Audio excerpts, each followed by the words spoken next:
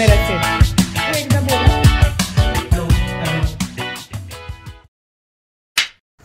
नमस्कार, सह्या हेरू चॅनलला आपलं सगळ्यांचं स्वागत। आज पॉडकास्ट अचानक करण्याचं कारण की आज सकाळीच मतदान झालेलं आहे विधानसभेचं आणि आज आपल्याशी चर्चा करायला आमचे मित्र राजकीय विश्लेषक आपण त्यांच्याशी बऱ्याच विषयांवर चर्चा करू शकतो, पण आज आपण राजकीय विषयांवर त्यांच्याशी चर्चा करणार आहे।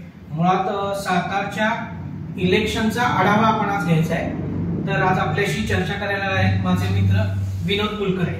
नमस्कार। तर आजचा एकंदरीत इलेक्शनचा आढावा काय घेताय? महाराष्ट्राची विधानसभा निवडणूक ही अत्यंत महत्वाची निवडणूक आहे यावेळेस, कारण पहिल्यांदाच तीन पक्षांच्या आघाड्या झालेल्या आहेत आणि त्यामुळे लोकांना प्रचंड इंटरेस्ट सुद्धा आहे मतदान करण्यामध्ये आणि महाराष्ट्राला एक वेगळा कौल देण्यामध्ये। सातारा जिल्हा त्याला काय अपवाद नाही, पण सातारा जिल्ह्यात अनेक मतदारसंघांमध्ये हजारो कोटी रुपयांची विकास कामं आलेली आहेत मागच्या 2.5 वर्षांमध्ये। म्हणजे तुम्ही जर बघितलं असेल वृत्तपत्रांमधनं, कुणी 4,000 कोटीची विकास कामं मतदारसंघात केली, कुणी 5,000 कोटीची केली, कुणी 2,500 कोटीची केलेली आहे। आणि एवढी विकास कामं केल्यानंतर सुद्धा लोकांना पैसे वाटावे लागतात मतांसाठी। हे दृश्य किंवा ह्या चर्चा तुम्ही वेगानं ऐकलेल्या असतील मग सातारा जिल्ह्यामध्ये, की ज्या नेत्यानं हजारो कोटी रुपये आणले त्याला सुद्धा मतदारांना पैसे वाटावे लागतात आणि ज्याला पहिल्यांदा निवडणूक लढवायची, निवडून यायची, त्यालाही पैसे वाटावे लागतात। म्हणजे मतदारांचा हा जो काय कौल आहे किंवा मतदारांचा हा बाजार झालेला आहे तो मोठ्या प्रमाणावर झालेला आहे। आणि तुम्ही किती विकास कामं करता ह्याच्यावर निवडणुका होत नाही, तुम्ही कसे बोलता, कसे वागता, तुम्ही विनम्र आहात का नाही, आणि प्लस तुम्ही पैसे किती देता ह्याच्यावर निवडणुकीचा अंदाज किंवा निवडणुकीचा निकाल ठरतोय। आणि ही प्रवृत्ती अशी वाईट आहे। काही मतदारसंघामध्ये दडपशाही, दहशतवाद किंवा कुणाला लोकांना दाबणं, लोकांच्या विरोधात जर तुम्ही गेला, आमच्या विरोधात भूमिका घेतली तर आम्ही तुम्हाला अडकू, असे प्रकार म्हणजे ईडी, सीबीआय ही भीती काय महाराष्ट्र पातळीवरच आहे असं नाही, आज गाव पातळीवर सुद्धा ही भीती निर्माण झालेली आहे। लोकांना पोलीस स्टेशन मध्ये सुद्धा अडकवलं गेलेलं आहे, खोट्या केसेस दाखल केलेल्या आहेत, लोकांचे आयुष्य उद्ध्वस्त करण्याचा प्रयत्न झालेला आहे। आणि एवढं करूनही तो उमेदवार सुरक्षित नाही। अनेक मतदारसंघात म्हणजे सातारा जिल्ह्यातल्या एका मतदारसंघापुरतं हे वातावरण नाही, सातारा जिल्ह्यातल्या सुद्धा 8 विधानसभापैकी 2-4 विधानसभा मतदारसंघामध्ये हे वातावरण आहे की लोकांना पोलीस स्टेशनमध्ये अडकवलं गेलेलं आहे, लोकांना वेगवेगळ्या केसेसमध्ये अडकवलं गेलेलं आहे, लोकांचे उद्योगधंदे बंद पाडण्याचा प्रयत्न केलेला आहे की तू माझ्या विरोधात तुझा व्यवसाय कसा चालतो तेच बघतो। असे प्रकार करून सुद्धा एखादा उमेदवार 50,000 लाख मताने निवडून येईल याची शाश्वती नाही, तो 2-5 हजारामध्ये निवडून येईल इतकं वातावरण तंग आणि तणावपूर्ण जिल्ह्याच्या मतदारसंघांमध्ये पाहायला मिळतं। पण मला एक असा आत्ता जो विषय निघाला त्याच्यावर कसं वाटतं, प्रश्न सुचला की मागच्या 5 वर्षात ज्या घडामोडी झाल्या राजकारणात त्याचा या इलेक्शनवर कितपत परिणाम झालाय? लोकांचा राग असतो तो लोकसभेला मोठ्या प्रमाणावर लोकांचा राग निघालेला आहे की लोकांना हे आवडलेलं नव्हतं, इतकी जी काही फोडाफोडी झाली ते लोकांना पसंत पडलेली नव्हती आणि वेगवेगळे फॅक्टर राजकारणात सक्रिय होते। मराठा आरक्षणाचा फॅक्टर असेल, ओबीसी समाजाच्या वाट्याचं आरक्षण काढून घेण्याचा फॅक्टर असेल, किंवा शरद पवारांसारखा जो नेता आहे जो त्याला संपवण्याचं, त्याचं घर फोडण्याचं, ह्या वयात त्याला वेदना देण्याचं राजकारण असेल, ह्या सगळ्याचा परिणाम मोठ्या प्रमाणावर लोकसभेच्या निवडणुकीत पाहायला मिळाला। पण त्याची तीव्रता घालवण्याचं काम लाडकी बहीण योजना आणून महायुतीनं केलेलं आहे। थेट लोकांच्या खात्यात पैसे गेले आणि थेट लोकांच्या खात्यात पैसे गेल्यानंतर तुम्ही जर बघितलं असेल तर ह्या निवडणुकीमध्ये काही मतदारसंघामध्ये महिला मोठ्या प्रमाणावर बाहेर पडलेल्या आहे आणि तो जो मताचा टक्का वाढलेला आहे तो मताचा टक्का 1500 दिले 2100 देणारे ह्या घोषणेच्या बाजूने जाणार का डायरेक्ट 1500चे 3000 देणार ह्या घोषणेच्या बाजूने जाणार, त्याच्यावर अनेक मतदारसंघाचे निकाल ठरणार आहेत। कारण 1500 महायुतीने दिलेले ते 2100 देणार आहेत, आता आमचं सरकार आलं असं तर त्यांनी 2100 जाहीर केले आणि महाविकास आघाडीनं 1500चे डायरेक्ट 3000 देणार असं जाहीर केलेलं आहे। तर त्याचा परिणाम निवडणूक निकालावर मोठ्या प्रमाणावर होणार आहे. त्यामुळे 3000च्या बाजूने महिला मतदान करणार, काही 1500 आधी आले आणि ते 2100 देतील ह्याच्या बाजूने जाणार. ह्याच्यावर अनेक ठिकाणी मतदारसंघांमध्ये उलथापालथ होण्याची शक्यता. ओके. पण या दरम्यान काही धार्मिक कार्ड पण वापरले गेलं, तर त्याचा कितपत यात हे असेल? मुळात काय आहे की धार्मिक पातळीवर निवडणुका ह्या पहिल्यापासूनच लढवल्या जात आहेत. म्हणजे काही पक्ष एका धर्माची बाजू घेतात आणि काही पक्ष वेगवेगळ्या धर्माची बाजू घेतात, पण एक धर्म एका पक्षाच्या विरुद्ध वागतो आणि एक धर्म 50% एका पक्षाच्या विरुद्ध वागतो, अशा घटना आहेत. आणि त्याचा परिणाम एका धर्मावर संपूर्ण निवडणूक फिरते असं होत नाही. परंतु तो फॅक्टर काही मतदारसंघामध्ये निर्णायक ठरतो की एखाद्या धर्माची मतं एक गटा जर पडली तर त्याचा निवडणुकीवर मोठा परिणाम होऊ शकतो. आणि त्यामुळेच कटेंगे तो बटेंगे अशा ज्या घोषणा निवडणुकीच्या काळात येतात तर त्यातनंच येतात. धार्मिक ध्रुवीकरण मोठ्या प्रमाणावर झालेलं आहे, पण तरी महाराष्ट्रासारखं जे राज्य आहे ते जाती जातीत आता विभागले गेले. त्यामुळे धर्मापेक्षा जाती आधारित मतदान झालेलं आहे आणि ते जाती आधारित मतदान वेगवेगळ्या पक्षांना वेगवेगळ्या कारणासाठी गेलेलं आहे. आणि त्याचं विश्लेषण हे निवडणुकीच्या निकालानंतरच करता येईल की कुठली जात कुठल्या पक्षाबरोबर नाही. ओके. तर मग आपण आता साताऱ्यापासून सुरुवात करूया. तर चालेल. तर सातारा जो आपला मतदारसंघ आहे त्यात माझ्याकडं साधारण मागच्या लोकसभेला जे टक्केवारी झाली होती त्याच्या मानाने यंदा ही टक्केवारी काही प्रमाणात कमी झालेली आहे. याचं कारण काय? नाही, आत्ताचे जे आकडे ते 5 वाजेपर्यंतचे 5 ते 6 मध्ये आकडेवारी वाढण्याची शक्यता आहे. परंतु एक उदासीनता पण असते की सातारा विधानसभेची निवडणूक ही एकतर्फी आहे आणि शिवेंद्रराजे विजयी होणार आहेत हे सांगायला काही ज्योतिषाची गरज नाही. पण शिवेंद्रराजेंना महाराष्ट्रात रेकॉर्ड करण्याची एक मोठी संधी या निवडणुकीत चालून आली. म्हणजे महाराष्ट्रात 288 विधानसभा मतदारसंघात सगळ्यात सेफ मतदारसंघ कुठला असं जर आज चर्चा केली तर फक्त सातारा विधानसभा मतदारसंघ सेफ आहे. बाकी कुठेही सेफ निवडणूक दिसली नाही. म्हणजे तुम्ही जर बारामतीत गेला तर अजितदादा किती मतांनी निवडून येतील ह्याचा अंदाज कुणीच वर्तवू शकेना. म्हणजे अजितदादाचा स्वतःचा गट सुद्धा दादा निवडून येतील किती नेते निवडून येणं आज महत्वाचं आहे असं बोलताय. म्हणजे जो नेता गेल्या काही निवडणुका रेकॉर्ड ब्रेक येतोय, पहिल्या 3 मध्येच येतो, कधी 1 ला असतो, कधी 2 ला असतो, कधी 3 ला असतो, आज तो रेकॉर्ड ब्रेक करेल ह्याची शक्यता वाटत नाही. पण शिवेंद्रराजेंना ती संधी होती आणि त्यामुळे मतदान वाढायला हवं होतं. लोकसभेपेक्षा विधानसभेला मतदान वाढायला हवं होतं. म्हणजे तुम्ही जर आता बघितलं तर प्रचार फेऱ्या ज्या झाल्या सातारा शहरामध्ये तो दोन्हीकडचे कार्यकर्ते उदयनराजे आणि शिवेंद्रराजेंचे हे प्रचंड फिरत होते. ते फिरले प्रचार यात्रांना की मी दिसलो पाहिजे. उद्या लोकसभा विधानसभेला जसं मनोमिलन झालं तसं जर नगरपालिकेला झालं ना आपण जर आपला चेहरा दाखवला नाही तर आपल्या तिकिटाला अडचण होईल म्हणून अनेक जण फिरले. म्हणजे ऍडव्होकेट DG बनकरांसारखा सातारा विकास आघाडीचा नेता आहे की जो लोकसभेच्या किंवा उदयनराजेंच्या एवढ्या निवडणुका झाल्या कधी पदयात्रेला कोपरा सभांना तुम्हाला दिसला नसेल. पण शिवेंद्रराजेंच्या प्रत्येक पदयात्रेला कोपरा सभांना बनकर उदयनराजेंचे कार्यकर्ते का शिवेंद्रराजेंचे कार्यकर्ते असा प्रश्न पडावा अशा पद्धतीने बनकर प्रचार यंत्रणेत सहभागी झालेले होते.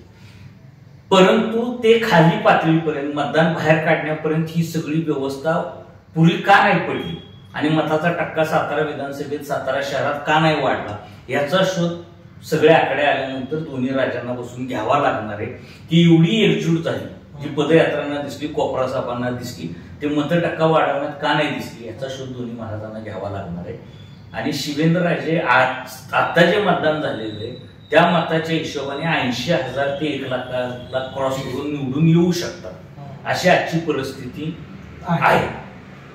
पण हा विषय निघाला त्यात मला अजून एक प्रश्न आला की ही जागा जर तुतारीनं का सोडली की कारण की तुतारीचा प्रभाव साताऱ्यावर आहे पहिल्यापासून, तर मग ही जागा तुतारीनं का सोडली की मशालीकडे का दिली?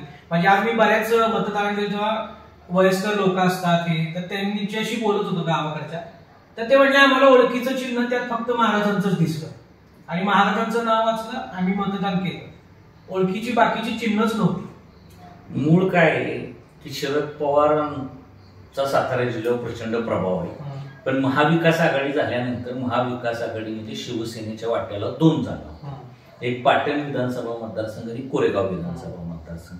तर कोरेगावची जागा शशिकांत शिंदे शिवाय कोणी लढू शकत नव्हतं, दुसरा उमेदवार नव्हता आणि शशिकांत शिंदे विरुद्ध महेश शिंदे ही लढत शरद पवारांना करायची होती.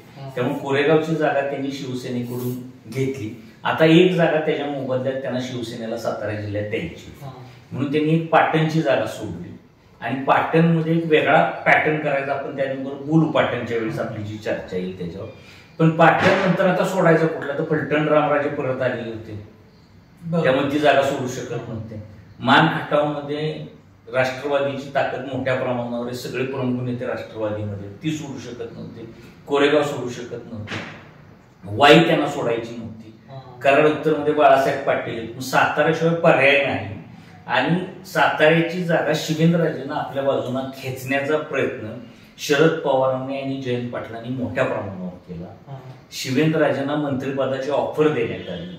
शिवेंद्रराजेंना प्रवेशाच्या आधी लेटर पॅडवर लिहून देतो की आम्ही सरकार आलं तर पहिल्या 5 मध्ये तुम्हाला मंत्री करू, अशी ऑफर देण्यात आली. पण तरी शिवेंद्रराजेंनी निर्णय केलेला होता की सरकार येऊ नाही तर न येऊ मी भाजप सोडतो आणि आता मला कुठलाही पक्ष बदलायचा नाही, मला आता शेवटपर्यंत भाजपमध्ये राहायची शिवेंद्रराजेंची भूमिका होती.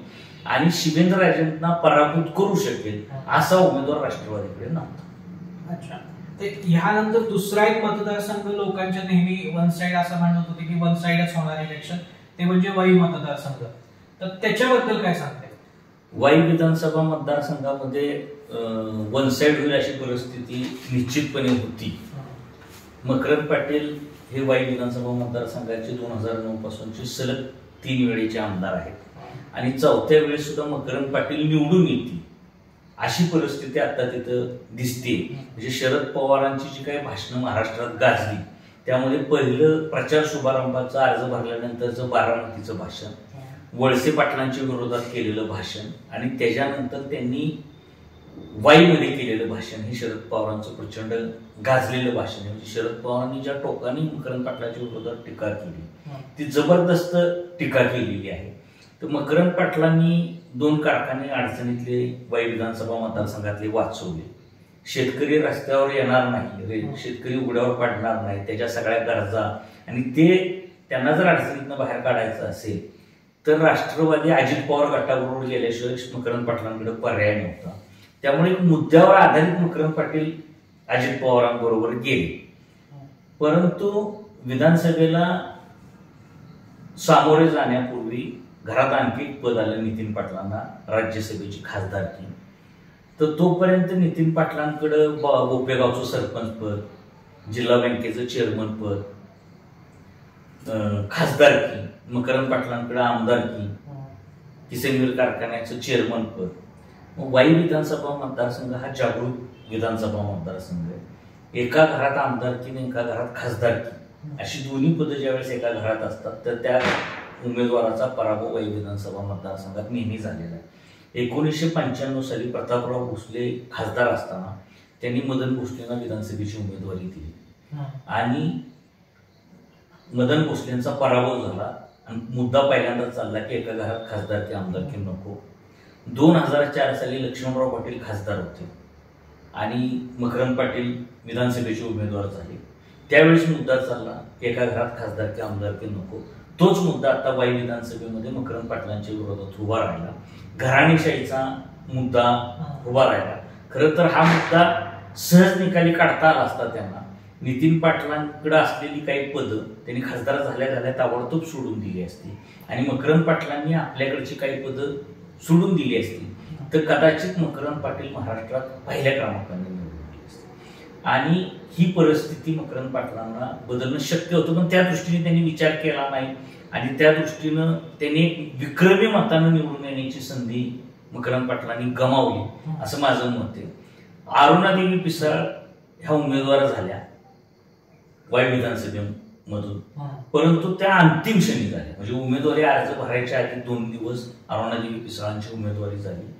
मी महिनाभर आधी त्या उमेदवारीच्या एक आर्टिकल पुण्यनगरीमध्ये लिहिलेलं होतं की मकरंद पाटलांच्या विरोधात लढणार कोण आणि 2 फोटो टाकले होते, अरुणादेवी पिसाळ की मदन भोसले.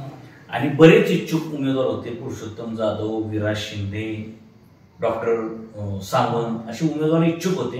यांचं कोणाचंही मी त्या बातमीत नाव लिहिलेलं नव्हतं. कारण एखादी लढत जर तुम्हाला कशी करायची असा जर प्रश्न तुमच्या मनामध्ये पडला तर तुम्हाला लढत ही पिसाळ विरुद्ध पाटील, भोसले विरुद्ध पाटील हीच चुरशीची लढत होऊ शकते. कारण खंडाळ्याचा उमेदवार आणि महाबळेश्वरचा उमेदवार वाईची जनता स्वीकारली किंवा वाईचे कार्यकर्ते स्वीकारतील ह्याची शाश्वती देता येत नाही. आणि त्यामुळं पिसाळ किंवा भोसले लढले तरच रंगत येऊ शकते असा माझा पत्रकारितेचा किंवा राजकीय जो अनुभव तो सांगत होता. आणि पिसाळांची भूमिका अशी होती की पिसाळांची जी पत्नी अरुणादेवी पिसाळ आणि त्यांचा मुलगा विजय पिसाळ गेली 5 वर्ष विधानसभा लढवण्यासाठी तयार होते, इच्छुक होते. पण शशिकांत पिसाळ पती अरुणादेवींचे ते लढायला त्यांना परवानगी देत नव्हते.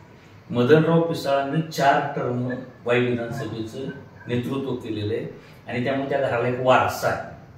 आणि बावधन बोपेगाव एकत्र आले की मकरंद पाटील आमदार व्हायचे, बोपेगाव भुईज एकत्र आले की मदन आप्पा आमदार व्हायचे, बोपेगाव भुईज एकत्र आल्यानंतर मदन भोसले आमदार झालेले आहेत. हा इतिहास आहे. परंतु कुठलीही तयारी नव्हती. एक महिनाभर आधी काय शशिकांत पिसाळांनी, अरुणादेवी पिसाळांनी तयारी करून उमेदवारी घेतली असती तर निकाल काही लागू शकला असता. एकतर यंत्रणा त्यांना अख्ख्या विधानसभा मतदारसंघामध्ये उभी करावी लागली. यंत्रणा उभी करण्यामध्ये तिकीट मिळाल्यानंतर काम करावं लागलं. मुद्देसूद निवडणूक लढवता आली नाही, कॅम्पेनिंग करता आलं नाही. आणि ह्या सगळ्या बाजू अरुणादेवी पिसाळांच्या नकारात्मक केल्या. पण फार मोठं आव्हान त्यांनी मकरंद पाटलांसमोर उभं केलं. मकरंद पाटलांना आपला मतदारसंघ सोडता आला नाही. पण सातारा आणि वाई विधानसभा मतदारसंघाचं जर वैशिष्ट्य बघितलं तर ह्या 2 मतदारसंघामध्ये शिवेंद्रराजेंनी कुठलाही स्टार प्रचारक बोलवला नाही आणि मकरंद पाटलांनी कुठलाही स्टार प्रचारक बोलवला नाही. म्हणजे हे 2 विधानसभा मतदारसंघ असे पहिल्यांदा झालेले की इथं स्टार प्रचारक आलेले नाहीत. म्हणजे दोन्ही उमेदवारांना विजयाची, फार मोठ्या विजयाची एवढी खात्री होती की कुठलाही स्टार प्रचारक आमच्याकडे नको अशी भूमिका त्यांनी घेतली. लढत मोठी झालेली. पण सातारा जिल्ह्यातल्या 8 पैकी 2 विधानसभा मतदारसंघातच आपल्याला आज हे 2 उमेदवार मकरंद पाटील आणि शिवेंद्रराजे विजयी होतील असं सांगता येईल.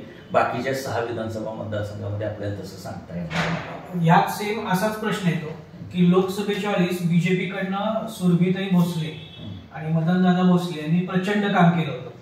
मग त्यांना उमेदवारीतनं का डावलावं लागलं किंवा की हे ह्या आता त्यांच्या विरुद्ध जर मदनदादा असते तर काही प्रमाणात चित्र बदलू शकलं असतं का? नाही, मदन भोसले उमेदवार असते तर चित्र बदललं नसतं. मूळ महायुती झालेली होती आणि स्टँडिंग आमदार ज्याचा त्याला जात. मकरंद पाटील हे अजित पवार गटाचे स्टँडिंग आमदार होते त्यामुळे जागा त्यांनाच जाणार होती. मदन भोसलेंना उमेदवारी मिळणारच नव्हती. मदन भोसलेंनी शरद पवारांकडून लढावा हा पहिला प्रयत्न शरद पवारांनी केलेला होता. कारण अरुणादेवी पिसाळ उमेदवार झाल्या तर मदन भोसले काम करतील, पण मदन भोसले उमेदवार झाल्यावर अरुणादेवी पिसाळ काम करतील का याची शाश्वती वाटत नव्हती. म्हणून शरद पवार, प्रतापराव भोसले हे महाराष्ट्राच्या राजकारणातलं फार मोठं वैराचं ठिकाण होतं. म्हणजे प्रतापराव भोसलेंनी कायम शरद पवारांना शह देण्याचा प्रयत्न केला आणि शरद पवारांनी प्रतापराव भोसलेंचं घर राजकारणात वर येऊ नये, ते संपवलं पाहिजे ह्या भूमिकेतनं लक्ष्मणराव पाटलांना शक्ती दिली. म्हणजे शरद पवारांची मी गेल्या 20 वर्षातली वाई आणि जिल्ह्यातली भाषणं ऐकलेली आहेत. प्रतापराव भोसलेंचा आदरानं पहिल्यांदा शरद पवारांनी उल्लेख केला वाईच्या सभेत. म्हणजे मदन भोसलेंच्या समर्थकांना हायसं वाटावं, चांगलं वाटावं हा प्रयोग शरद पवारांनी त्यामध्ये केला. आणि जयंत पाटलांना मदन भोसलेंच्या घरी पाठवलेलं होतं आणि मदन भोसलेंनी सांगितले की चाय पे चर्चा झाली. जयंत पाटील जाता जाता मदन भोसलेंच्या घरी येतो म्हटले. आणि गेल्या 20 वर्षात जयंत पाटील साताऱ्यावरून सांगलीला 1000 वेळा गेले. सांगलीला त्यांचं घर आहे. जयंत पाटलांना कधीच मदन भोसलेंच्या घरी चहा प्यावा असा वाटला नाही. आई निवडणुकीत कसा वाटेल तर ते ऑफर द्यायलाच गेले होते की तुम्ही आमच्या पक्षात आहे, आम्ही लढा. पण मदन भोसलेंनी अतिशय शहाणपणाची भूमिका घेतली. मदन भोसलेंना माहीत होतं की आपण लढून जिंकू याची शाश्वती वाटत नाही. त्यामुळे त्यांनी भाजपबरोबर राहण्याचा निर्णय घेतला आणि उमेदवारी मिळवणं शक्यच नव्हतं हे मदन भोसलेंना ती वस्तुस्थिती पटलेली. ह्याच्यानंतर पुढचा मतदारसंघ येतो आपला फलटण. साधारण 5 वाजेपर्यंत 63% मतदान झालं होतं. तर तिथल्या लढतीत काय सांगता येईल आपल्याला? फलटण विधानसभा मतदारसंघ हा ह्या निवडणुकीत गाजलेला विधानसभा मतदारसंघ आहे. अजित पवारांनी 2-2 सभा फलटण विधानसभा मतदारसंघात घेतल्या. म्हणजे मला वाटत नाही अजित पवारांनी 55 विधानसभा मतदारसंघामध्ये उमेदवार उभे केलेले आहेत, पण कुठेही त्यांनी 2 प्रचाराच्या सभा घेतल्या असतील असं मला वाटत नाही. रामराजेंचा उमेदवार कुठल्याही परिस्थितीत पाडायचा ही अजित पवारांची भूमिका होती. महाराष्ट्राच्या राजकारणात अंतर्गत शकाशाचं जे राजकारण चालतं ते अजित पवार आणि रामराजेंमध्ये मोठ्या प्रमाणावर गेली 20 वर्ष चाललेलं आहे. रामराजे अजित पवारांबरोबर गेले बंडाच्या वेळेस, त्याला कारण ते बंड जे अजित पवारांनी केलं ते घडवण्यामध्ये रामराजे होते. पण रामराजेचा बंड घडवल्यानंतर जो फायदा व्हायला पाहिजे तो झाला नाही. त्यांना रणजित निंबाळकर आणि जयकुमार गोरेंना शह द्यायचा होता, तो त्यांना देता आला नाही. रणजित निंबाळकरांची उमेदवारी महायुतीनं पहिल्या टप्प्यातच निश्चित केली आणि मग रामराजेंना धक्का बसला आणि रामराजेच्या घरातली जी काही 2 भाऊ आहेत, संजीवराजे नाईक निंबाळकर, रघुनाथराजे नाईक निंबाळकर आणि त्यांची मुलं, रामराजेंची मुलं, संजीवराजेंची मुलं, यांनी भूमिका घेतली की कुठल्याही परिस्थितीत रणजित निंबाळकरांचं काम करायचं. आणि मग एक माढा मतदारसंघामध्ये मोठा राजकीय भूकंप झाला. मोहिते पाटलांचं घर दबावातून बाहेर पडून रणजित निंबाळकरांच्या विरोधात आलं, पण हे सगळं रामराजेंनी केलं. रणजित निंबाळकरांची उमेदवारी महायुतीने जाहीर केल्यानंतर रामराजेंनी जे डावपेच केली आणि रणजित निंबाळकरांचा पराभव केला आणि नंतर रामराजेंना एक कॉन्फिडन्स आला की आपण शरद पवारांबरोबरच राहिलं पाहिजे म्हणून रामराजे माघारी फिरले. आणि तुम्ही बघितलं असेल की शरद पवारांनी जी काय अजित पवारांवर बारामतीत पहिल्या दिवशी टीका केली होती, त्यानंतर शेवटची टीका शरद पवारांनी फलटण केली. शरद पवारांनी अजित पवारांना म्हणजे अजित पवार उद्या मलाही तिकीट दिलं असं उद्या सांगायला कमी करणार आणि इथपर्यंत शरद पवारांनी अजित पवारांवर टीका केली आणि दुसऱ्या दिवशी बारामतीत अजित पवारांचा नामोल्लेख सुद्धा त्यांनी टाळला. म्हणजे फलटणची निवडणूक अजित पवार विरुद्ध शरद पवार अशी झाली. फलटणची निवडणूक रामराजे विरुद्ध अजित पवार अशी झाली. फलटणची निवडणूक रामराजे विरुद्ध रणजित निंबाळकरला, रामराजे विरुद्ध जयकुमार गोरे अशी झाली. आणि फलटणच्या निवडणुकीचं वैशिष्ट्य हे आहे की रमेश आढाव सारखा एक सामान्य पत्रकार राखीव मतदारसंघातनं निवडणूक लढवतोय. रमेश आढावांना किती मतं पडतील हे माहीत नाही, रमेश आढाव जिंकतील का हे आता सांगता येणार नाही आपल्याला, पण रमेश आढावांसारखा एक पत्रकार आपल्या धाडसाला फलटणमध्ये उभा राहिला. दिगंबर आगावने जेलमधनं निवडणूक लढवत आहेत आणि रामराजेंचे दीपक चव्हाण की फलटणचा इतिहास असा आहे की 3 वेळापेक्षा 4थ्या वेळेस कुणी परत आमदार झालेला नाही तिथं, तरी दीपक चव्हाणांना रामराजेंनी उमेदवारी दिलेली आहे. आणि त्यांच्या विरुद्ध जे सचिन कांबळे पाटील लढत आहेत ते रणजित निंबाळकरांनी अजित पवार गटाला दिलेले उमेदवार आहे. ती लढत सुद्धा रंगतदार करण्यामध्ये प्रल्हाद साळुंखे पाटील या नेत्याचा मोठा वाटा आहे. त्यांनी अशी भूमिका घेतली की भाजपकडे उमेदवारी नको, अजित पवार गटाला उमेदवारी द्या. म्हणजे मगाशी जे तुम्ही म्हटलं की धार्मिक ध्रुवीकरण जे होते निवडणुकीमध्ये, तर धार्मिक ध्रुवीकरणाची जी काही मतं आहेत ती जी कमळाच्या चिन्हावर मिळणार नाही ती घड्याळाच्या चिन्हावर मिळतील, म्हणून ती उमेदवारी घड्याळ विरुद्ध तुतारी किंवा शरद पवार विरुद्ध अजित पवार अशी करण्यात आली. दीपक चव्हाणांचं पारडं जड दिसत असलं तरी सचिन पाटलांनी, कांबळे पाटलांनी, रणजित निंबाळकरांनी ही निवडणूक इतकी जबरदस्त केलेली आहे की रामराजेंना फलटण मधनं बाहेर पडता आलेलं नाही. म्हणजे त्यांची विधान परिषदेची सदस्यत्व अडचणीत आलं असतं. अजित पवारांनी त्यांना नोटीस काढण्याचा इशारा दिला, त्यामुळे निवडणूक रंगतदार झालेली आहे. आणि रामराजे फलटणचे नेते पुढे राहणार का ही ठरवणारी ही निवडणूक होती. त्यामुळे रामराजेंना प्रचंड काम करावं लागलं फलटणमध्ये. संपूर्ण कुटुंब रामराजेंचं, म्हणजे रामराजेंची 2 भाऊ, रामराजेंची मुलं सगळे रस्त्यावर होते. फक्त एक चांगलं झालं की रामराजेंची पुढची पिढी राजकारणामध्ये तयार होईल. निकाल लागायचो आता बंद झालेली मतपेटी, त्यामुळे निकाल लागायचा तो लागलेला आहे, फक्त परवा दिवशी जाहीर व्हायचा आहे. पण तिथला निकाल आपल्याला असा सहजासहजी सांगता येणार नाही की रामराजेंचा उमेदवार जिंकेल का रणजित निंबाळकरांचा जिंकेल, कारण इतकी चुरस, इतके आरोप प्रत्यारोप, शरद पवार अजित पवार सामना, अशा अनेक गोष्टी फलटणमध्ये घडलेल्या आहेत. त्यामुळे फलटणची उत्सुकता ही आपल्याला सुद्धा आहे आणि फलटणमध्ये काय घडते 23 तारखेला पाहणं आपल्याला उत्सुकतेचं. नक्कीच. अजून एक चर्चेचा मतदारसंघ ठरलेला तो म्हणजे कोरेगाव. म्हणजे पक्ष व्यतिरिक्त व्यक्तिगत सुद्धा ती इलेक्शन आहे आणि तो प्रचंड चर्चा आहे सगळीकडे, अक्षरशः पैसा लागलाय. तर ह्याच्याबद्दल काय सांगते? कारण की 5 वाजेपर्यंत साधारण 66% मतदान आहे तिथं मतदान लोकसभेपेक्षा कोरेगाव विधानसभा मतदारसंघामध्ये जास्त मतदान होईल अशी आता शक्यता आहे. कोरेगाव विधानसभा मतदारसंघाची निवडणूक 1 महिन्यापूर्वी अतिशय एकतर्फी वाटत होती. म्हणजे महेश शिंदे साधारण 30-35 हजारांनी निवडून येतील सहज, म्हणजे काही न करता अशी शक्यता होती. म्हणजे महेश शिंदेनी जी कोरेगाव विधानसभामध्ये मतदारसंघात कामं केलेली आहे ती सातारा जिल्ह्यात 2 नंबरची कामं आहेत महायुतीच्या सरकारमध्ये. म्हणजे तुम्ही सातारा शहरात जर फिरला तर तुम्हाला एक सिमेंटचा रोड, आता भूविकास बँक चौक ते जुना आरटीओ चौक एवढ्यात एक सिमेंटचा रोड दिसतोय. महेश शिंदेने मतदारसंघात ठिकठिकाणी सिमेंटची रोड केली. म्हणजे महेश शिंदेने जो काही विकास केला कोरेगावचा तो स्वातंत्र्यानंतरच्या 75 वर्षात असा विकास झाला असावा असं मला तरी वाटत नाही. एका टर्ममध्ये एवढा विकास केलेला मी तरी बघितला.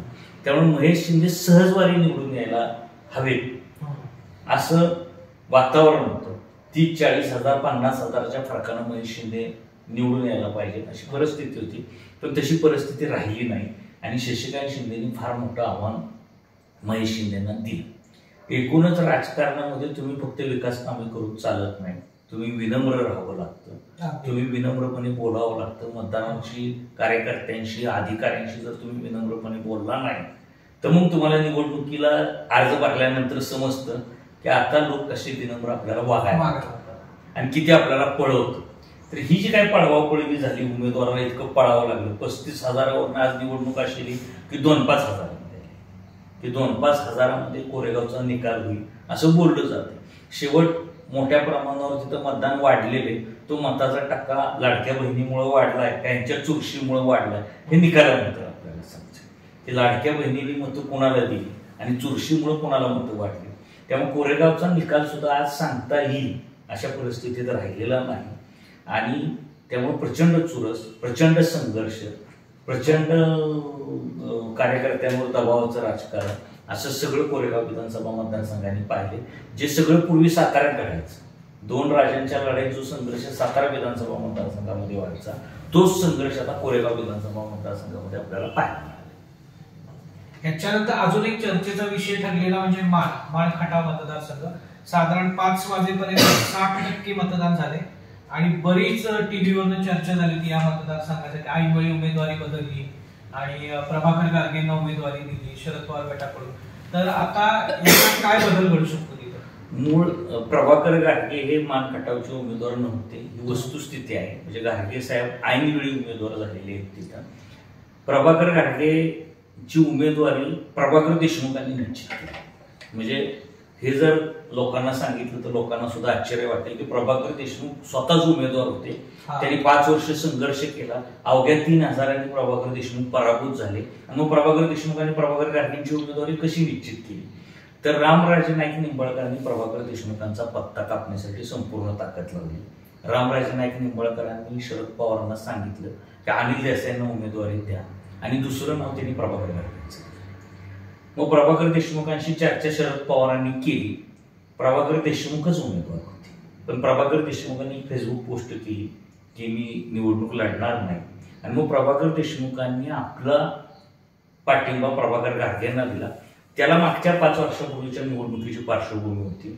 मागच्या 5 वर्षापूर्वी आमचं ठरलंय की मान खटाव विधानसभा मतदारसंघामध्ये ग्रुप तयार झाला आणि प्रभाकर देशमुखांनी यावेळेस लढायचं आणि पुढच्या वेळेस ही उमेदवारी खटाव लागायची असा अलिखित करारनामा झालेला होता. पण नीती अशी असती की ते जो करारनामा अलिखित झाला आणि ती पाळण्याची शक्यता नव्हती, नीतीनं पासे असे फिरवले की ती पाळायची वेळ त्यांच्यावर आली. आणि मग प्रभाकर देशमुखांनी प्रभाकर गारगेंना उमेदवारी बहाल केली आणि मान न मागच्या वेळेस लढवलं त्यावेळेस खटावनं लढवायचं असं ठरलं. मी निवडणूक जाहीर झाल्यानंतर एक वाक्य वापरलं होतं की मान खटावचा आमदार हा जेलमधनं जाऊन आलेला होतो. तर आतापर्यंत जयकुमार गोरेंचा पराभव का झाला नसावा की कुणी जेलमधनं जाऊन आलेला त्यांच्या विरुद्ध लढला नाही.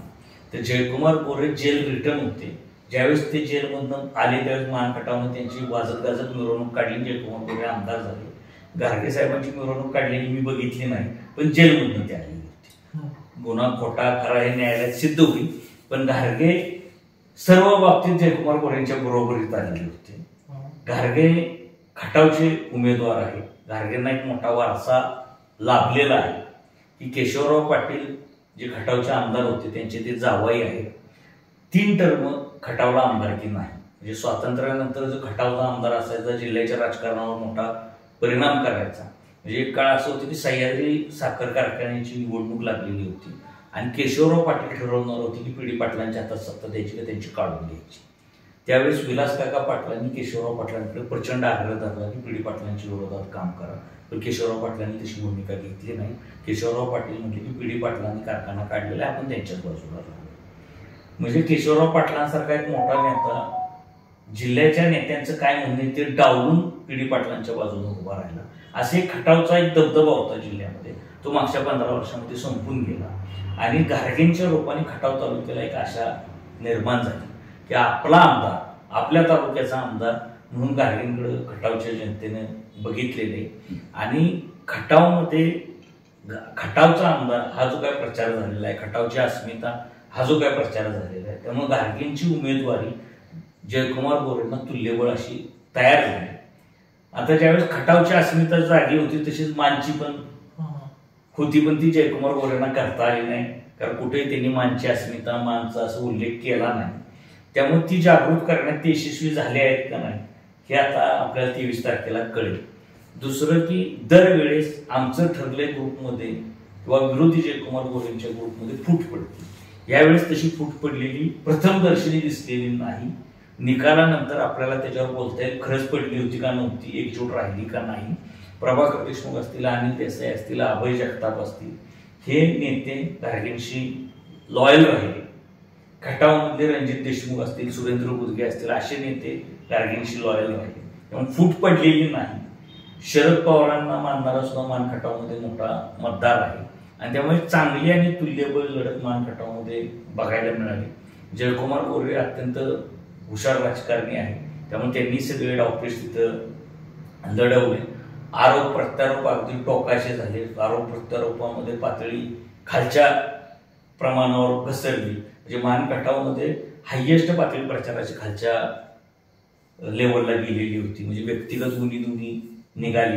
मग आरोप झाले की प्रत्यारोप करावा लागतो म्हणून एका उमेदवाराने केलं की दुसऱ्या उमेदवारांनी केलं, अशी झाली. पण लढत तुल्यबळ झालेली आहे. आणि मान खटावमध्ये आणखी एक फॅक्टर चाललेला आहे, तो म्हणजे मराठा फॅक्टर. तर गेल्या वेळेस पण तो प्रभाकर देशमुखांच्या बाजूने चाललेला होता, पण त्यापेक्षा आता जास्त चालला आहे अशी चर्चा आहे. कारण तो जर जास्त चालला असेल तर निकाल काही लागू शकेल अशा परिस्थितीमध्ये आहे.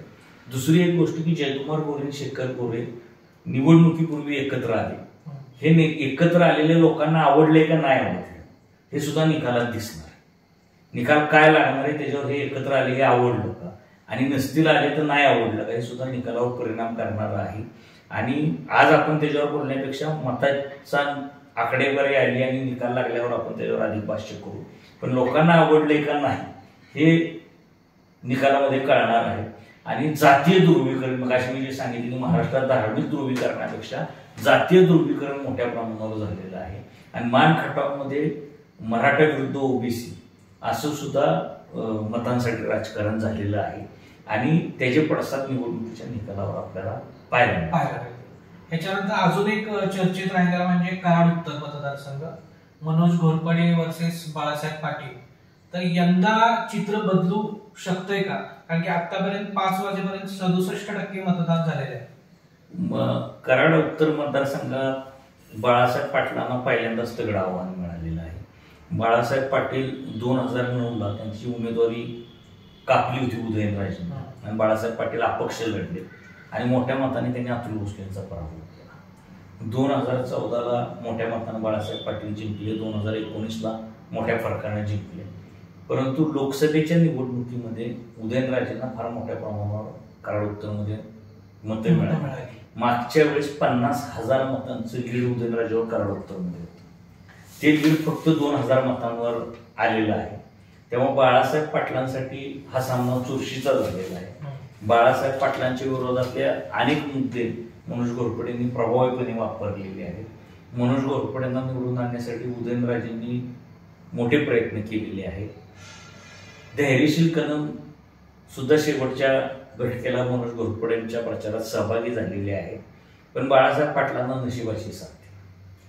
त्यामुळे बाळासाहेब पाटील हे नशिबाच्या जीवावर फक्त ह्या निवडणुकीत जिंकणार का हे बघावं लागणार आहे. लढत तुल्यबळ झालेली आता निकाल आपल्याला असं सांगता येणार नाही, पण एक काट्याची टक्कर आपण म्हणतो किंवा जोरदार मुकाबला असं झालेला. मला असं मध्यंतरी हे आलं होतं, कळलं होतं की बऱ्यापैकी तिथला शेतकरी वर्ग हा बाळासाहेब पाटलांवर नाराज आहे कारखान्यामुळे, किंवा तिथला त्यांचा स्टाफ असेल किंवा अधिकारी वर्ग हा बाळासाहेब पाटलांच्या बाबतीत नाराज आहे. अशी प्रचंड चर्चा झालेली की दरावरून काही शेतकरी नाराज आहेत. कुठं पाण्याच्या योजना थकबाकीमुळे बंद पडल्या, त्या सुरू करता आल्या नाहीत, त्याच्यावर नाराज आहे. आणि काही कामगार वर्ग सुद्धा नाराज आहे, पण त्याची नेमकी माहिती मला नाही. फक्त नाराजी होती, फक्त ती मतांमध्ये किती प्रमाणात कन्वर्ट झाली. कारण काय होतं, अनेक वेळा चर्चा प्रचंड असते. म्हणजे तुम्ही सातारा लोकसभेच्या निवडणुकीत जर तुम्ही अख्ख्या जिल्ह्याचा आढावा घेतला असेल तर उदयनराजे पडणार असंच लोक बोलत होते, आणि मग देताना लोक तसे वागले नाही. म्हणजे जो म्हणत होता उदयनराजे पडणार त्याने सुद्धा जाऊन उदयनराजे. तर तसं ती नाराजी किती मतात कन्वर्ट होती. दुसरं, सातारा तालुक्याचं मतदान मनोज घोरपडेंना मोठ्या प्रमाणावर साथ देणार. पण हा मतदारसंघ कोरेगाव, खटाव, कराड आणि सातारा. तर प्रभाकर घाडगेंची जी उमेदवारी आहे ती खटावची अस्मिता जागृत करणार होती, आणि ती अस्मिता शरद पवारांनी जागली की शरद पवारांनी प्रभाकर घाडगेंना उमेदवारी दिल्यामुळे त्याचा परिणाम लगतच्या कोरेगाव विधानसभा मतदारसंघावर, त्याचा परिणाम कराड उत्तर मतदारसंघावर होणार आहे. मनोज घोरपडे आणि प्रभाकर घाडगे एका कारखान्यामध्ये एकत्र काम करतात, पण ज्यावेळेस अस्मिता जागृत होती त्यावेळेस फक्त घाडगेंपुरती खटावची अस्मिता असती आणि ती कराड उत्तरला असत नाही किंवा कोरेगावला असत नाही, असं घडत नाही. तर अख्ख्या तालुक्याची अस्मिता जागृत होती आणि शरद पवारांनी आपल्या खटावला होतं. तर ती जर अस्मिता जागृत झाली असेल तर बाळासाहेब पाटलांचा पराभव होऊ शकणार नाही, आणि जर झाली नसेल तर मग घाडगेंचाही पराभव होईल, बाळासाहेब पाटलांचा, अशी परिस्थिती आहे. नंतरचा मतदारसंघ आपला कराड दक्षिण, म्हणजे तिथं साधारण 5 वाजेपर्यंत झाली आहे 67% झालेलं आहे मतदान. अतुल भोसले वर्सेस कराड दक्षिणची लढत यावेळेस महाराष्ट्रातली एक लक्षवेधी लढत आहे. पृथ्वीराज चव्हाण आज पराभवाच्या छायेत दिसतात. म्हणजे पहिल्यांदा असं झालेलं की कराड दक्षिणमध्ये स्वातंत्र्यानंतर मागच्या 75 वर्षामध्ये कधीही कमळाला साथ मिळाली नाही. पण 4 महिन्यापूर्वी झालेल्या लोकसभेच्या निवडणुकीमध्ये पहिल्यांदा अगदी 800 मतांचं लीड उदयनराजे भोसलेंना मिळालं, आणि पहिल्यांदा कमळ कराड दक्षिणमध्ये लोकसभेला फुललं. अतुल भोसलेंनी एक जोरदार काम मागच्या काही 2-3 वर्षामध्ये केलेलं आहे. मोठ्या प्रमाणात कराड दक्षिणमध्ये निधी आणलेला आहे, आणि अतुल भोसले बिस्लरी बॉय आहे अशी त्यांची प्रतिमा त्यांच्या विरोधकांनी रंगवलेली होती. म्हणजे अतुल भोसलेने हातात हात मिळवला की ते लगेच बिस्लरीने हात धुतात. अतुल भोसलेंना हातात हात मिळवणं अवघड होतं. अतुल भोसले देवाचा प्रसाद खात नाही. अशा अनेक बारीक सारीक गोष्टी त्यांच्या विरोधात पसरवण्यात आलेल्या होत्या. पण यावेळेस अतुल भोसलेंना नशिबाची साथ दिसते. अतुल भोसलेंचं घर सगळं ग्राउंडवर उतरलेलं होतं. अतुल भोसले हे विलासराव देशमुखांचे बंधू दिलीप देशमुख यांचे जावई आहे. त्यांची पत्नी गौरी भोसले हिनं प्रचंड ग्राउंड लेवलला जाऊन प्रचार केला. म्हणजे गौरी भोसले गजानन चौकातल्या एका हॉटेलमध्ये बसून त्यांनी नाश्ता केला, अनेक महिलांशी थेट संपर्क केला, कट्ट्यावर बसल्या आणि थेट सामान्य माणसांमध्ये मिसळल्या.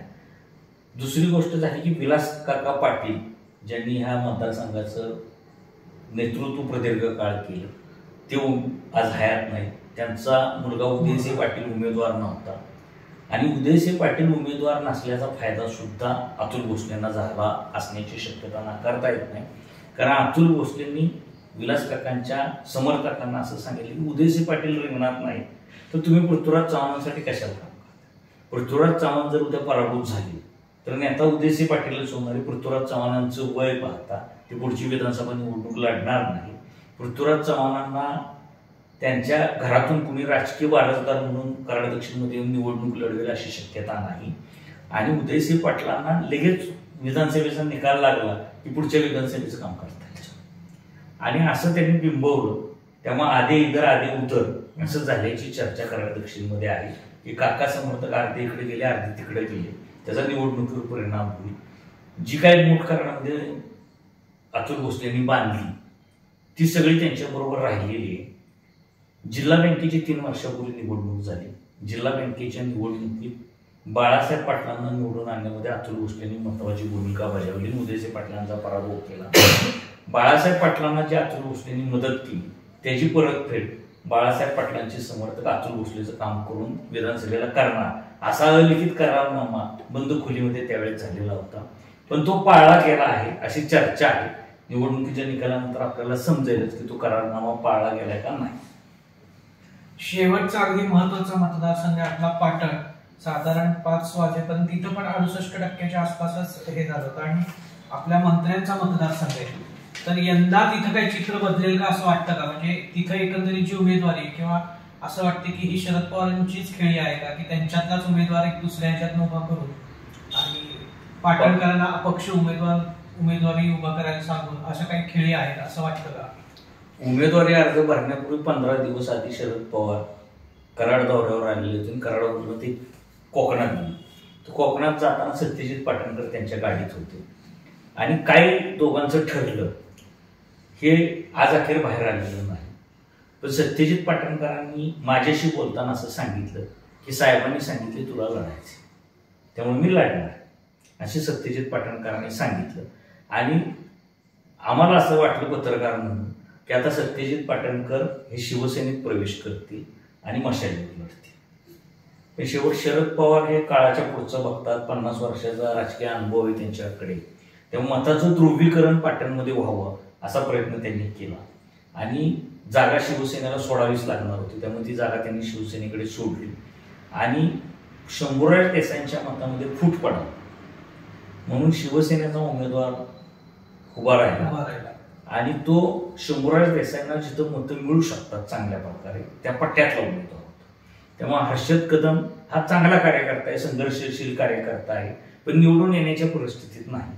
आणि अशा वेळेस सांगलीचा जो विशाल पाटील पॅटर्न आहे, विशाल पाटील अपक्ष लढले आणि ते निवडून आले.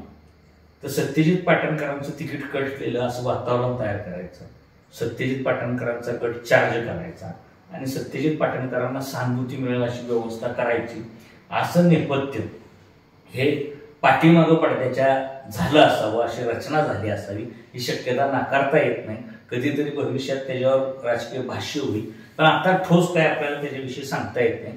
पण ही लढत तिरंगी झाल्यामुळं शंभूराज देसाईंना आपल्या मतदारसंघामध्ये तळ ठोकावा लागला. शंभूराज देसाईंना प्रचंड मेहनत घ्यावी लागली आणि ही निवडणूक जी शंभूराज देसाई अशी सहज जिंकती अशी जी परिस्थिती होती ती परिस्थिती राहिली नाही आणि निकाल काही लागेल असं सांगण्याइतपत ती निवडणूक पुढे निघून गेली. ह्या निवडणुकीचा निकाल हर्षद कदम किती मतं घेतात आणि कुणाची घेतात याच्यावर अवलंबून असणार आहे. हर्षद कदमांनी 20,000चा आकडा ओलांडला तर ते कुणाचा पराभव करतील हे सांगता येत किंवा कुणाचा पराभव घडवतील आणि कुणाचा विजय सुकर करतील हे सांगता येत नाही. पण पाटण विधानसभा मतदारसंघामध्ये पाटणकर देसाई घराण्याच्या विरुद्ध एक कदम घराणं नवीन उभं राहते आणि लोकांकडे पर्याय हवे असतात लोकांना सुद्धा. तर हर्षद कदमांच्या लोकांना तिसरा पर्याय आला. लोकशाहीमध्ये जास्तीत जास्त पर्याय असले पाहिजेत आणि त्या दृष्टीने सुद्धा हर्षद कदमांची उमेदवारी ही चांगली गोष्ट घडलेली आहे पाटण विधानसभा मतदारसंघात. नाहीतर देसाईकडे जायचं का पाटणकरांकडे जायचं आणि पाटणकरांनी नाही घेतलं तर काय करायचं असा जो कार्यकर्त्यांपुढे प्रश्न पडलेला असतो. तर त्यांच्यासाठी एक तिसरा दरवाजा उघडला गेलेला आहे. पण तो दरवाजा कोणाचं तरी दुकान बंद करणार आहे, कोणाचं तरी दुकान उघडणार आहे ते आपल्याला 23 तारखेला समजेल. जाता अजून एक प्रश्न विचारा असं वाटतो की भविष्यात आता आपल्याला रिझल्ट 23 तारखेला कळेल, पण आपल्याला काय असं वाटतं की बाबा महायुती महाआघाडी का महाराष्ट्रातल्या जनतेला आता तिसरीच एक नवीन युती बघायला मिळेल? 2 गोष्टी आहेत की निकाल काटावर लागणार आहेत हे निश्चित आहे. मगाशीच मी एबीपी चॅनलचा एक्झिट पोल बघितला, चाणक्याचा एक्झिट पोल बघितला. मुळात ह्यावेळेस तुम्ही बघितलं असेल की लोकसभेला जे एक्झिट पोल फसले त्याच्यानंतर ह्यावेळेस महिन्यात कुठल्याही चॅनलने एक्झिट पोल घेतला नाही. आजही एक्झिट पोल असे की एबीपी माझानं दाखवले की काटावर महाविकास आघाडीचं सरकार येणार, चाणक्यनं दाखवले की महायुतीचं सरकार, पण काटावर दाखवले. पण मला असं वाटतंय की ह्या निवडणुकीमध्ये अजित पवार ही किंगमेकरच्या भूमिकेत पाहायला मिळतील. अजित पवारांची जी आमदारांची संख्या आहे ती महत्वाची भूमिका बजावेल.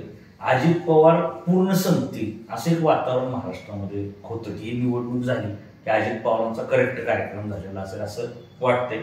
आता जे कर येत आहेत ते महायुतीचं सरकार येण्याची शक्यता अधिक वाटते. त्याला कारण अशी आहेत की जे काय महायुतीच्या विरोधात वातावरण होतं जेवढं तीव्र लोकसभेच्या वेळेस तेवढं विधानसभेला राहिलं नाही. आणि निवडून येणाऱ्या ज्या उमेदवारांची संख्या आहे की जे फिक्स निवडून येऊ शकतात, म्हणजे सरदार आहे, म्हणजे शरद पवारांचा पक्ष सरदारांचा पक्ष होता. मकरंद पाटील, शिवेंद्रराजे, रामराजे असे सगळे सरदार सगळे निवडून येणार. आणि निवडून राम शरद पवारांनी एखादा सामान्य उभा केलाय, निवडून आणलाय, गरीब घरातला उभा केलाय, निवडून आणलाय, अशी फार उदाहरणं केली. शरद पवारांविषयी आपल्याला प्रेम आहे, प्रचंड सहानुभूती आहे. महाराष्ट्रात आता शरद पवारांएवढा नेता, देशाच्या पातळीवर काम करणारा शरद पवारांनंतर नितीन गडकरींना थोडीफार मान्यता आहे, परंतु तेवढी मान्यता असलेला नेता दुसरा महाराष्ट्रात नाही. तरी महाराष्ट्रात शरद पवार सांगतात की 6 आमदार राहिले माझे सोडून गेले, परत मी 50 आणले. पण 50 मध्ये तुम्ही बघितलं तर 40-45 हे सरदार होते. म्हणजे मोहिते पाटलांपासून त्या अभयसिंह राजेंपर्यंत हे सगळे निवडून येणारे उमेदवार होते. अजित पवारांची पार्टी सुद्धा आता सरदारांची पार्टी. म्हणजे मकरंद पाटलांपासून जर तुम्ही सुरू केलं तर नवाब मलिक पासून सगळे वळसे पाटलापासून भुजबळांपर्यंत म्हणजे हे असे कॅन्डिडेट आहेत. भाजपमध्ये सुद्धा तुम्ही बघितलं आता की शिवेंद्रराजेंसारखे कॅन्डिडेट आहेत की जी निवडून येण्याची क्षमता लागतात. एकनाथ शिंदेच्या गटात सुद्धा निवडून येणारे भरत गोगावलेंसारखे कॅन्डिडेट आहेत, स्वतः एकनाथ शिंदे. तर अशा आमदारांची संख्या महायुतीकडे जास्त असल्यामुळं शक्यता अशी वाटते की काटावर महायुतीचं सरकार आहे. पण शेवट काय असतं की लोक काय कौल देतील हे कोणीच सांगू शकत नाही. आणि जर महायुतीचं सरकार आलं आणि अजित पवार महत्वाच्या भूमिकेत राहिले तर त्याचा फायदा देवेंद्र फडणवीसांना होऊ शकतो. आणि अजित पवारांना महत्व दिलं नाही तर भविष्यात अजित पवार आणि शरद पवार सुद्धा एक येऊ शकतात. राजकारणात काही घडू शकतं. भांडणं राजकीयच आहे. मला मुख्यमंत्री व्हायचे, माझ्यावर ईडीच्या केसेस आहेत म्हणून अजित पवार बाहेर पडलेले. अगदी काही शरद पवारांचं त्यांचं प्रॉपर्टीवरून भांडण झालेलं नाही. विधानसभेची उमेदवारी अजित पवार कापायला निघाली म्हणून किंवा लोकसभेची कोणाची उमेदवारी कापायला निघाली म्हणून भांडण झालेलं नाही. अनेक ईडीची प्रकरणं ही राष्ट्रवादीतल्या नेत्यांच्या विरोधात होती. त्यामुळे अटकेची टांगती तलवार टाळावी असा सुज्ञ विचार अजित पवारांनी केला. कदाचित संघर्षाची सवय नाही, कायम सत्तेच्या पदरातच अजित पवार राहिले, शरद पवारांच्या सुरक्षित कवचात राहिले. त्यामुळे संघर्ष त्यांना माहिती नाही. म्हणजे काँग्रेस पक्ष सत्तेतनं बाहेर पडल्यानंतर आजही बघा त्यांच्या कार्यकर्त्यांना सतत सत्ता झाली असते, संघर्ष करावा अशी त्यांची मानसिकता नाही. कारण 60-70 वर्ष जो पक्ष सत्तेत राहिलाय त्याच्या कार्यकर्त्याला संघर्ष माहितच नसतो.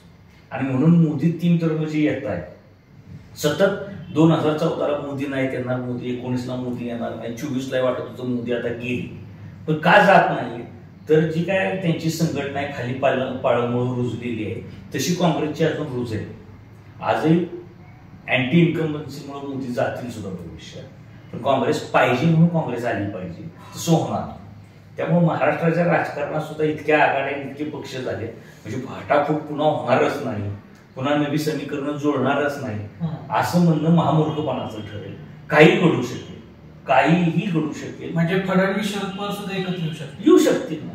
तुम्ही बघा ना 2014ला ज्यावेळेस त्रिशंकू परिस्थिती निर्माण झाली, 4 पक्ष वेगवेगळे लढले, निकाल लागून कुणी कुठं दावा करायच्या आत राष्ट्रवादीच्या नेत्यांना शरद पवारांनी सांगितले की अजित पवार आणि बाकीच्यांना तुम्ही जाऊन प्रेस कॉन्फरन्स करा आणि भाजपला बिनशर्त पाठिंबा देऊन टाका, स्थिर सरकार असलं पाहिजे. असं काय बिघडलं असतं महाराष्ट्रात स्थिर सरकार आलं नसतं.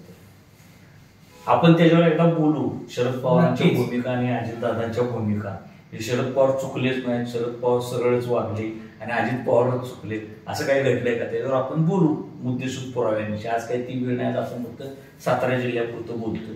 परंतु नवी समीकरणं सुद्धा उदयास येऊ शकतील, काहीही घडेल. आणि फोडाफोडीचं राजकारण जर काटावर आलं 140, 140, 130, 140 असं घडलं तर अजूनही फोडाफोडी करणं ही नंतर राजमान्यता मिळणार आहे फोडाफोडीला.